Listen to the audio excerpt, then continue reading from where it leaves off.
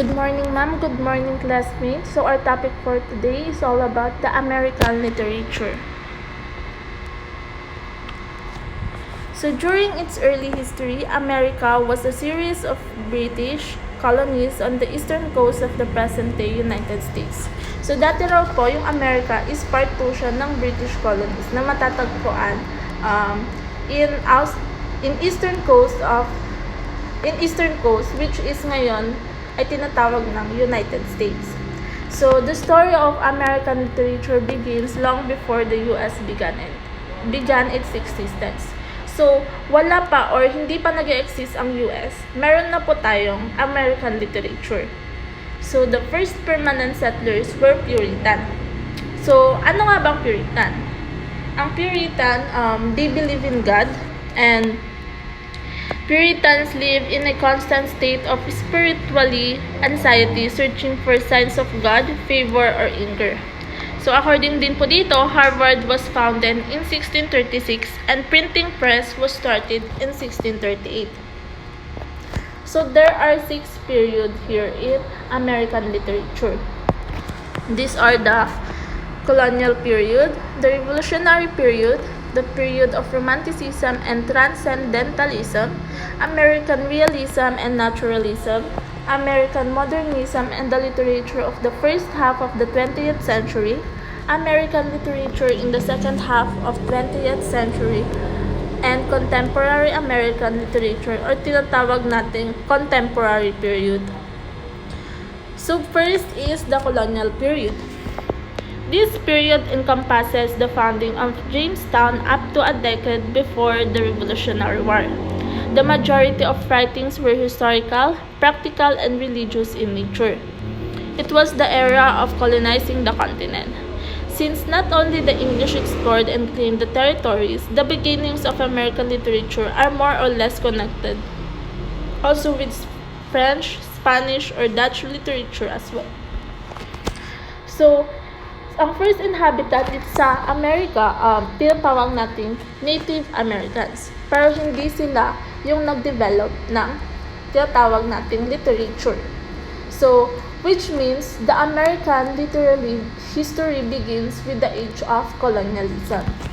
So, dito sa colonial period, it was the era of colonizing the continent. So the first writer brought mainly English ideas and ways of writing, which means early American literature is based on the literature of England at hindi literature of America. So yung religion daw played an important part in the writers' lives. So many writings of this period were sermons and theological books. So yung mga common topics po dito is connected with the issues of living in a new land, which is agriculture, exploration, and relations with the native people, and traveling. So these are the authors of colonial period. And first author po is John Smith. John Smith is considered to be the first American writer. He was explorer and colonist. He helped found Jamestown in 1607. His true relation of Virginia is said to be the first American book writer in English. It describes the problems of colonizing the area. And second author po is William Bradford. William Bradford was Puritan writer who described life in the early English settlements. His book of Plymouth Plantation is full of religious topics and depictions of the difficult life of colony. And third author po is Anne Bradstreet. Anne Bradstreet wrote lyrical, religious, and personal poetry. She is the author of To My Dear and Loving Husband. And fourth author po is Mary Rowlandson. Mary Rowlandson give us the image of a woman's life in the colonial period.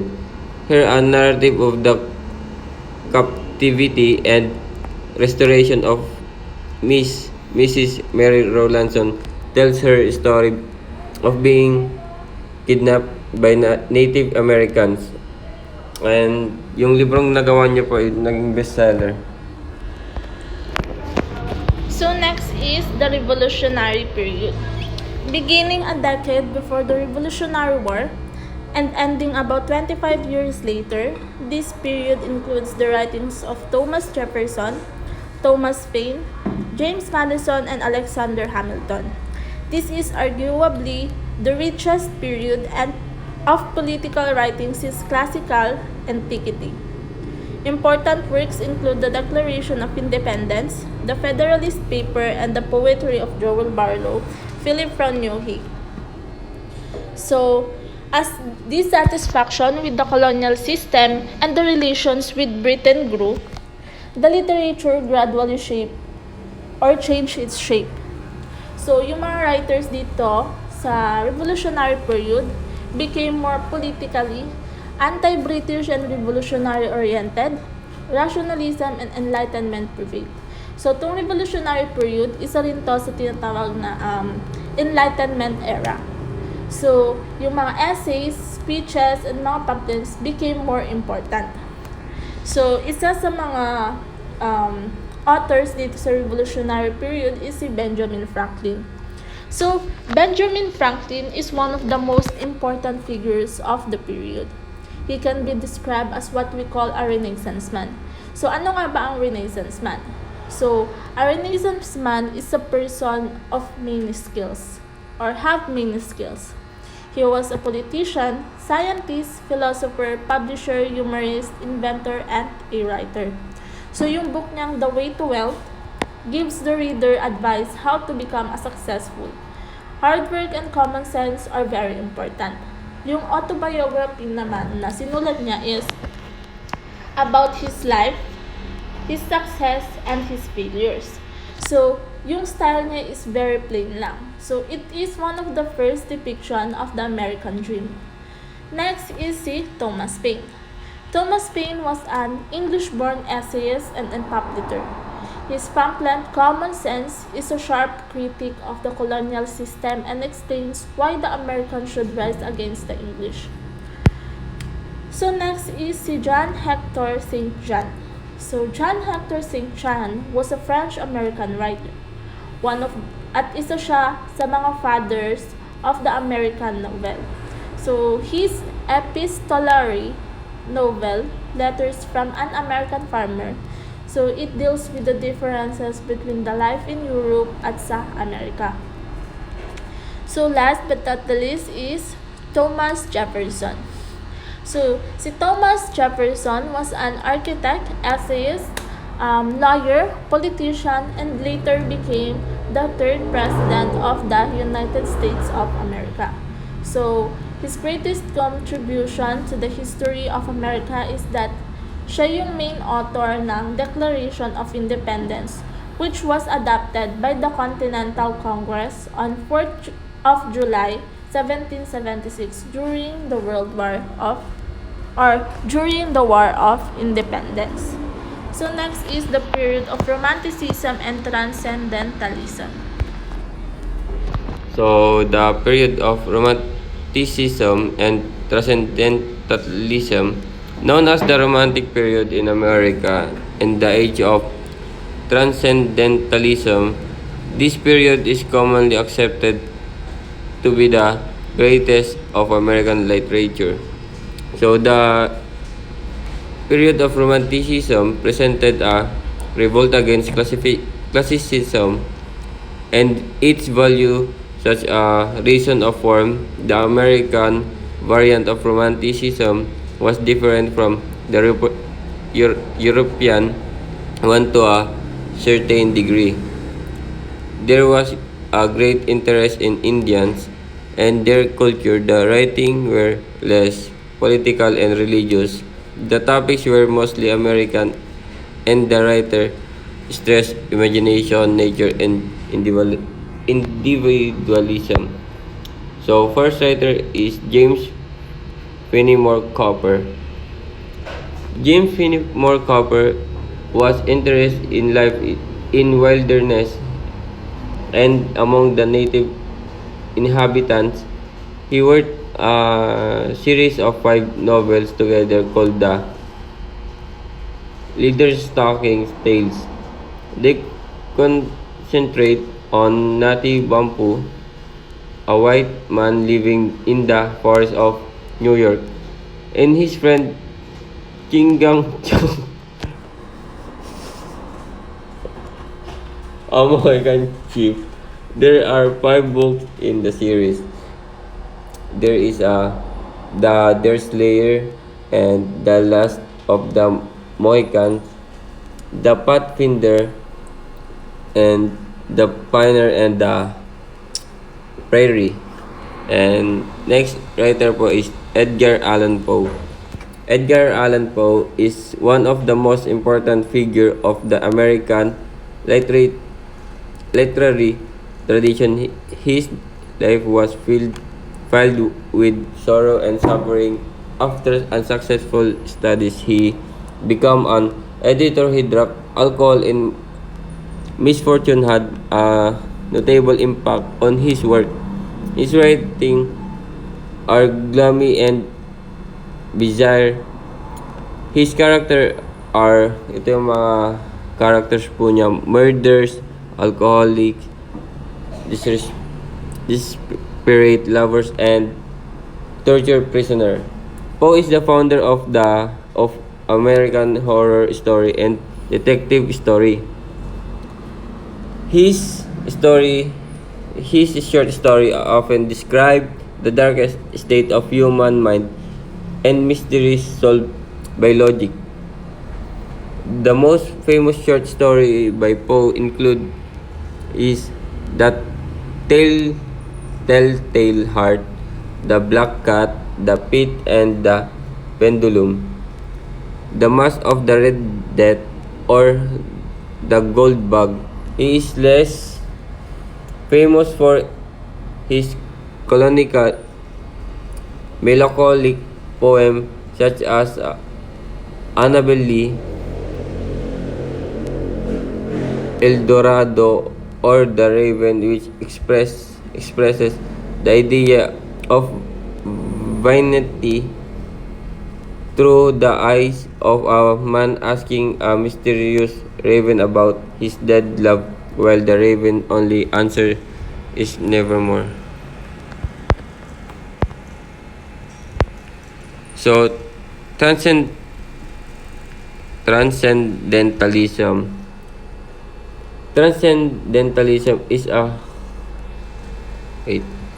Transcendentalism is a movement of author concentrate in Boston. They rejected the then common spiritually and materialism. They were inspired by nature, spent time alone, and relied on themselves. They also stressed the role of intuition, and God was omnipresent for them. So transcendentalism is a movement of author concentrate in Boston. They rejected the then common spiritual and material and inspired nature.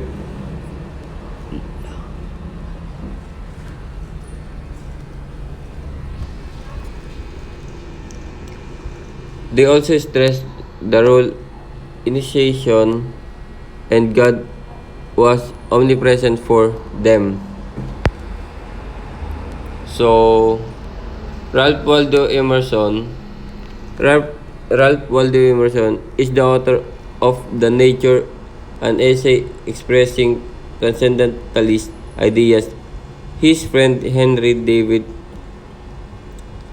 Thoreau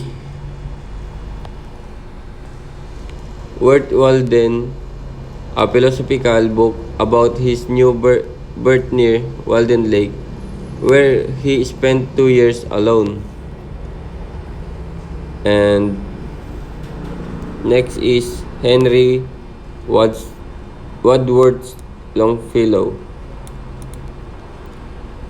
Henry Wadsworth Longfellow is known for his romantic poems.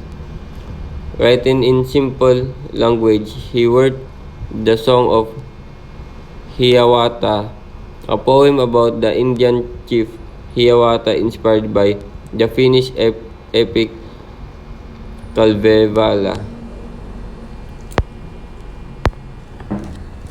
So next is American realism and naturalism.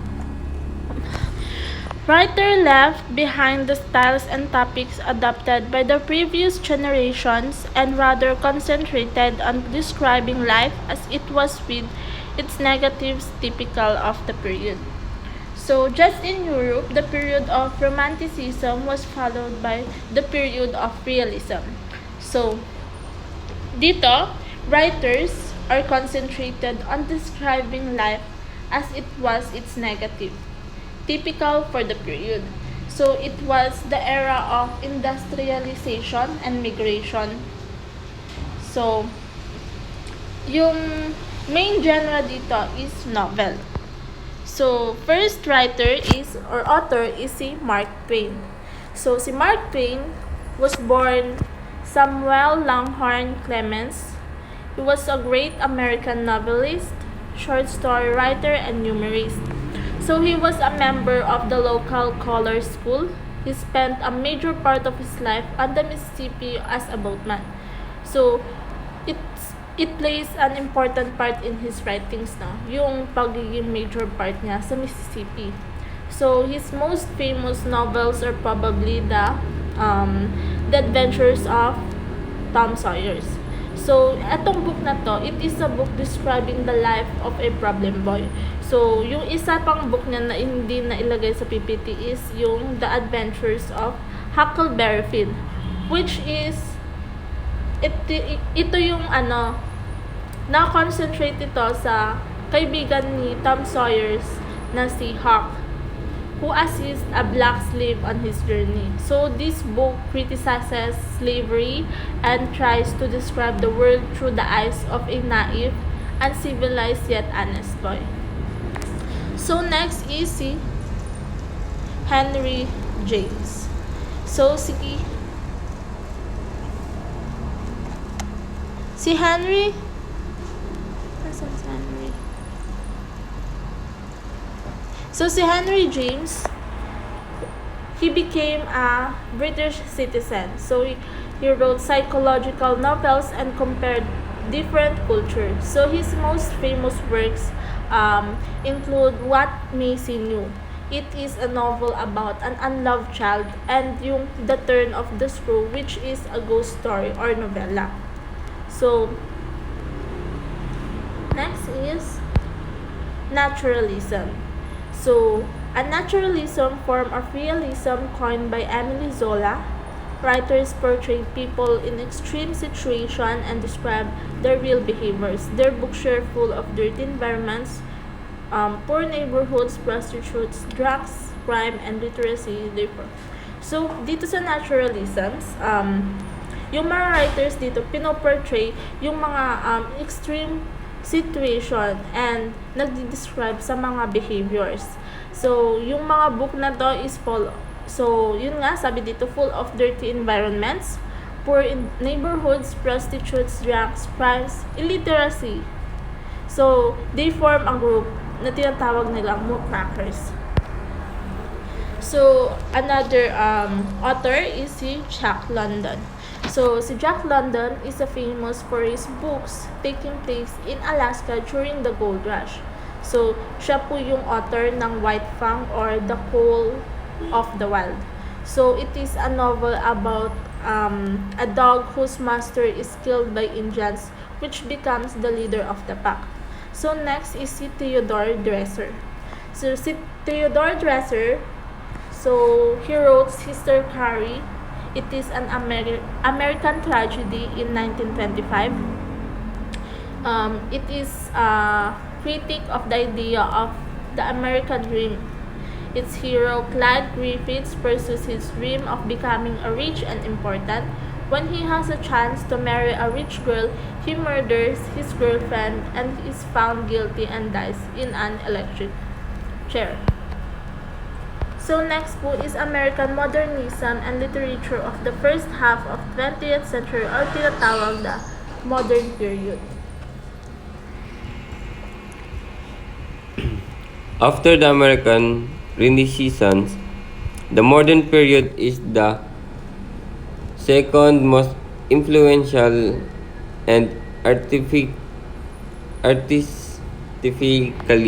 rich age of American writing. Many of these writers were influenced by World War I and the disillusionment that followed, especially the expatriates of the lost generation. Furthermore, the Great Depression and the New Deal result in some of American greatest social issue writing, such as in novel of Faulkner and Steinbeck and the drama of Eugene O'Neill. Since dawn of the 20th century, writers were looking for new way of writing and new topics. Their writing expressed their feelings about living in the modern age. Some of them were positively, some negatively. Their style became more complicated. Experiments were quite common. Many movements appeared together. They might be called modernism. So, first writer is Ezra Pound. Ezra Pound was one of the most influential poets of the 20th century. He was born in the USA, but he spent a long time in Europe. He also spoke many languages. He is one of the most complex writers in the American history. He was involved in pioneering new styles of movements, imagism, which provoke picture in the reader's mind, or vorticism. His most important work is called Cantos. And second writer is F. Scott Fitzgerald. So, F. Scott Fitzgerald is well known for The Great Gatsby. It is a short novel about Nick Carraway, who meets a mysterious rich man named Jake Gatsby. Gatsby spent time throwing lavish parties. However, this does not make him feel happy. The book shows the negative aspect of high society in the Roaring Twenties. The Curious Case of Benjamin Button is a short story about a man suffering from revenge aging. So next is American literature in the second half of the 20th century and contemporary American literature or tinatawag nating contemporary period. So the American contemporary period questions the goodness and humanity, explores human consciousness, and upends social norms. So discover the period's divergence from modernism, the effect of World War II on the American literary landscape, and the pressures conformity in the post-war consciousness. So the authors of the second half of the 20th century followed in the tradition developed by their predecessors. So more movements appeared, ethnic writers became more involved, and some of the authors may be called postmodernist. So new topics became popular, which is yung the revolt against the system, ethnic and racial issues, the Holocaust, So, yung mga yon, comic books, fantasy, novels, sci-fi, horror stories. So, America was going through its best times. So, mga writer dito is si William Styron. So, William Styron, he was a Southern writer who is best known for Sophie's Choice. So, it is the story of a young Southern Stingo who befriends a Polish immigrant, Sophie, and her paranoid lover, Nathan. So, Sophie tells him her story of having to choose between sacrificing one or the other child in concentration camp during the World War II. So, next is si Tennessee Williams. So, si Tennessee Williams, he wrote psychological things. So, siya yung author ng A Cat on the Hot Tin Roof or The Streetcar Named Desire. So, the latter is the tragedy of a woman raped by her brother-in-law. So, it is one of the most quoted American plays ever written. Yun lamang po, and thank you po.